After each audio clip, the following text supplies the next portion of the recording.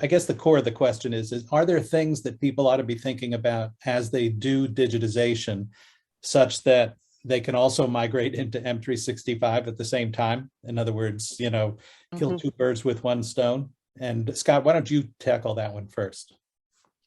Yeah, if you're talking about the conversion, digital conversion prep for migration to any content, any environment, yet some of those ideas haven't changed in the last many years. So for those of you who remember microfilm, even with microfilm, you had to identify where a document starts and a document stops. So that's one of the key differentiators. And also the separation of those documents, playing along those same roles. The document prep before you're processing these should never be underestimated. A lot of times that kind of gets cast to the side. And when you get into these boxes, we have to obviously address stapled documents, sticky notes over top of certain forms. There's a lot of work there that needs to be done before those documents can be processed. But the other thing is, once we have those separated, is the classification. What type of a document is this? What metadata goes along with that document? Is it just a last name, first name, employee ID number? What else do we have to consider that's important to be able to retrieve that document in an efficient manner? So again, the modern platforms, 365 has that capability to search both the document contents and the metadata as well. But that assignment of metadata leads towards also the content types, if we're talking about SharePoint. And that content type obviously plays a big role moving forward when we start talking about the records management perspective. And Olivia, give me your thoughts on this whole question of this continuum from paper to the cloud and what you ought to be thinking about there. Well, and kind of to piggyback, and I think Scott was hopefully just setting me up for it. So when you're going to M365, one of the features that you're getting there are the digital content types, which is basically like, let's say, this is a employment application. That's always going to have certain metadata to it. So that's basically what a content type is. And so with all these different forms, you can be defining content types, and then you can start to define in your digital environment, records management, review rules, any kind of rules tied to that content type. In a single library, you might have a few different kinds of content types. Let's say it's an employee record library. And so, yeah, there may be the employment application, their annual reviews, mid-year reviews, all kinds of other documents that would have different rules, different pieces around that. And so you can control those. And Jay, you can probably speak more on to what some of the native features in M365 and then third-party products, what they can do in terms of one of the advantages of moving to the cloud is the way you can automate a lot of the compliance rules, a lot of the records management, and a lot of the routing approval or any other business process you might have. Yeah, and so you've both nailed the conversation about metadata, right? Bringing a document in and using OCR so that you can scan that document, that's the first obvious piece about digitizing your content. But then being able to assign metadata to it, being able to say, what type of record is this? Who's the owning organization?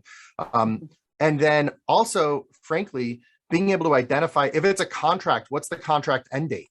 Knowing that kind of information can help you automate so much of your file plan that previously had to be very manual, that it changes the game. It's one of the reasons why NAR is pushing to digital records management instead of paper. It's not just a storage conversation and the physical buildings that are being required to store things, but it's also the ease in which you can automate the file plan, the actions, the disposition of your content. And so knowing what is this document and then creating the required metadata to properly manage that content in Microsoft 365 is huge. Whether you are looking at native or third-party requirements, it's a conversation I have all day long.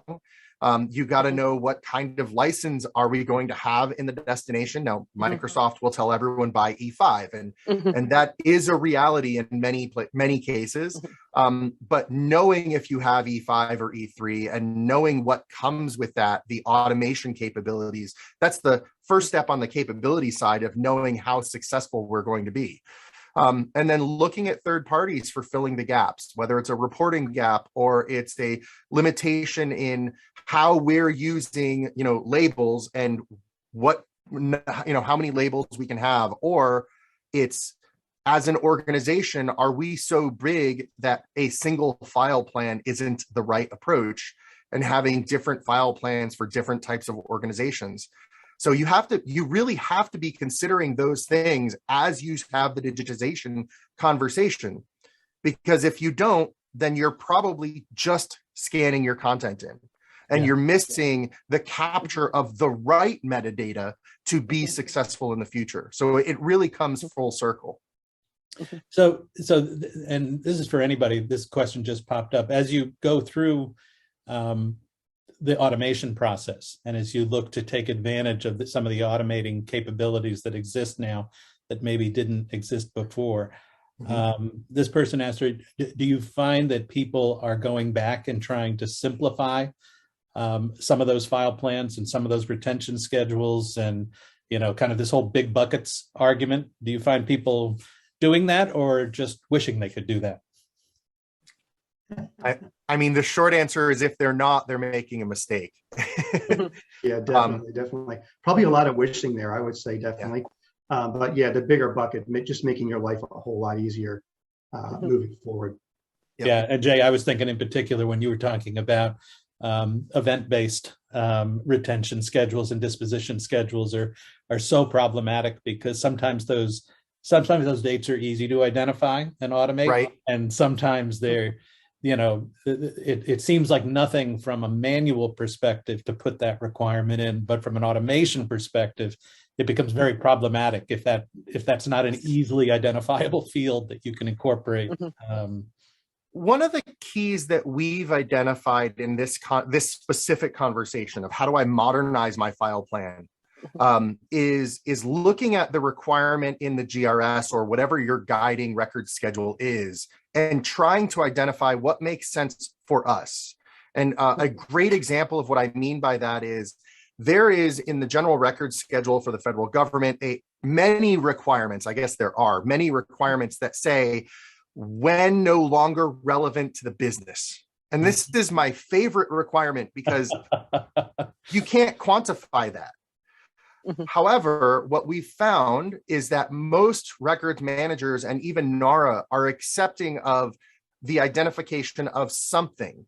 And in the case that we most often find is if the rule is 7 years or no longer relevant to the business or something like that, cutting the 7 in half seems to be a pretty common accepted term. And so the question, going back to the question of, are they looking at how to modernize the record schedule, the file plan? It's absolutely required in order to be able to do this successfully, because the amount of content that is being created is too vast to rely on a records officer to be able to go through all of it. Yeah, and this desire to automate is just so critical. Those people that have heard me speak before, my two favorite data points that are two questions that I've asked people multiple times on surveys over the last couple of years, which is that if the volume of incoming information is X right now, what do you expect it to be in 2 to 3 years? And that answer almost always comes back something between 3.5 and 4X, which is that volume question, Jay, that you're talking about. And then the second question I ask folks is, okay, if you have structured data, semi-structured content, like an invoice, say, or something like that, and unstructured information like an email system or, application files in Office or stuff like that, what percentage of that 3.5 to 4X do you think is semi-structured and unstructured? And that answer almost universally comes back 55%, 60%. So that's a really, at least that's a complicated stew to try to deal with. if you're relying on old manual approaches to do that. Yep. This, speaking of complicated things to manage, this question just popped up about file shares, and this person said, should I be migrating my file shares into M365? And since they're so messy, Scott, why don't you? No, let's Olivia, you take that one. Let's try that. Okay. Let's start there. Okay. Usually there is a huge desire to migrate off of file shares.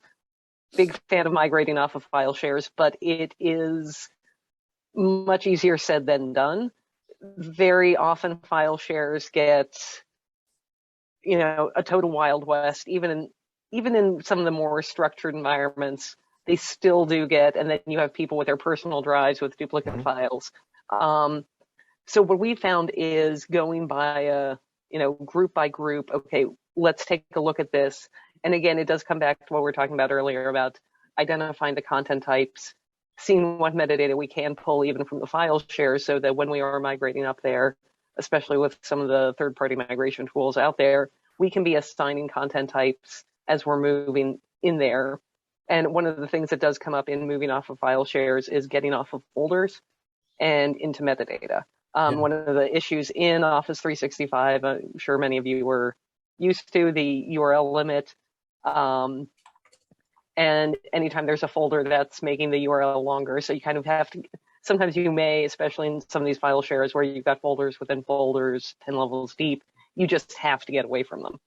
So taking a look at, okay, that folder structure, well, that may provide for us some of the metadata that's really relevant. And then how do we translate that up there? And making sure you have your Office 365, your Teams, your SharePoint environment architected correctly for that content. And also thinking of, okay, are these collaboration documents, or are these just kind of holding documents, almost like records that, we really just need to keep a hold of, but we're not working on anymore?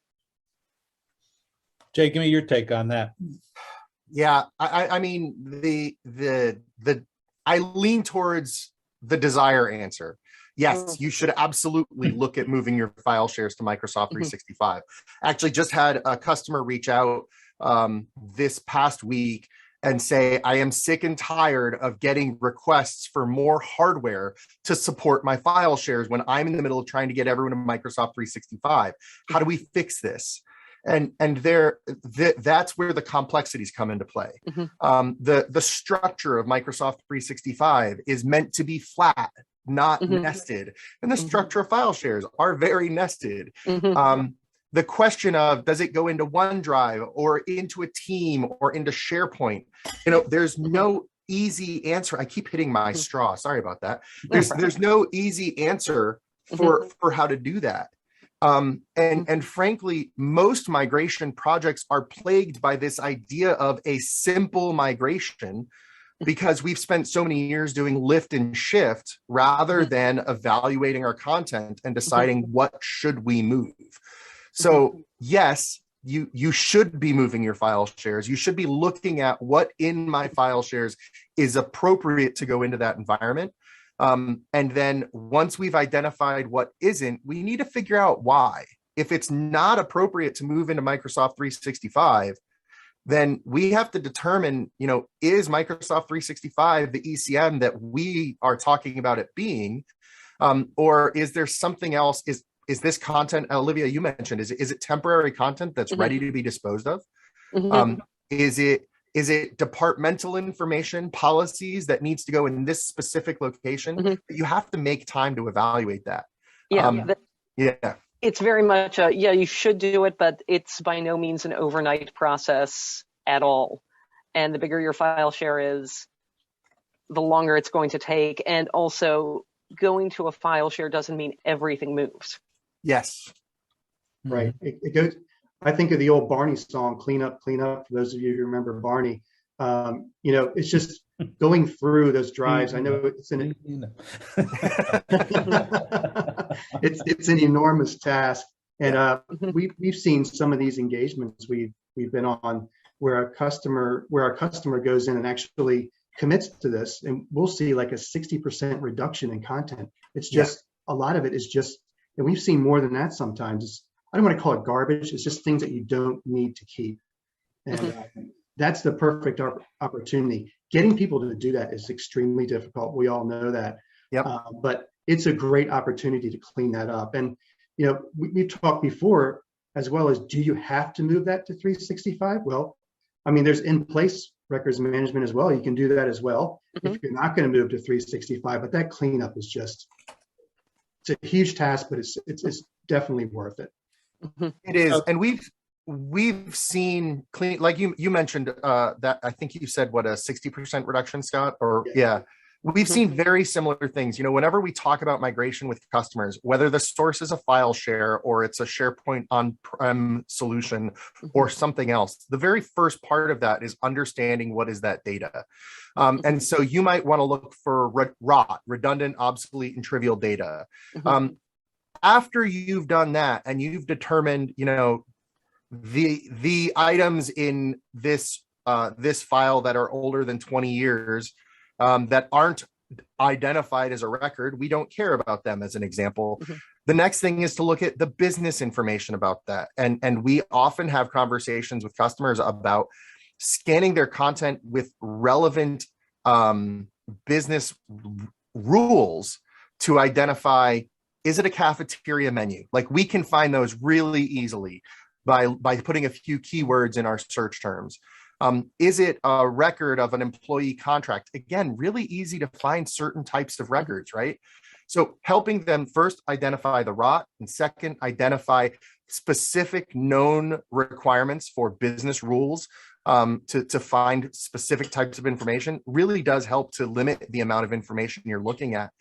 Frankly, data cleanup and file shares, whether you're migrating or not, is huge. And we just don't often have we don't set the time to do it. And now that we're seeing literal exponential growth of data, it's becoming more and more important to start doing it.